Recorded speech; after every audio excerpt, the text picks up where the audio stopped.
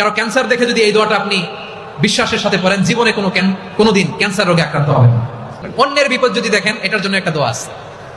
অনেক সময় আমরা দেখি হাসপাতালে ক্যান্সারের থার্ড স্টেজে চলে গেছে, লোকটা হ্যাংলা হয়ে চিকন হয়ে হায়রে কি কষ্ট পায়, দেখি না? বিষ্ণু বলে একটা দোয়া যদি কেউ অন্যের কোনো বিপদ দেখে পড়ে, ওই বিপদ তার জীবনে কখনো আসবে না। শুনবেন? শোনার আগ্রহ আছে? অনেক সময় হয় যে আমরা মহাসড়ক দিয়ে যখন চড়ি, দুর্ঘটনায়, আইরে আল্লাহ, দুর্ঘটনায় মানুষের মাথা একদিকে, দেহ আরেকদিকে, ব্লিডিং, এরকম হয় না? আল্লাহ তুমি হেফাজত করো।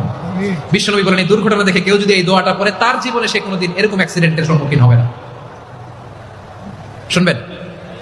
বিশ্বনবী বলেন অন্যের বিপদ দেখে কেউ যদি পড়ে, আলহামদুলিল্লাহিল্লাযী আফানি মিম্মা বাতালাকা বিহি ওয়া ফাদ্দালানি আলা কাসীরিম মিম্মান খালাকা তাফদীলা, মানে প্রশংসা সে আল্লাহর, যে আল্লাহ তাআলা তোমাকে যেই জিনিস দিয়ে পরীক্ষা করেছে, আমাকে ওইটা থেকে বাঁচিয়ে দিয়েছে।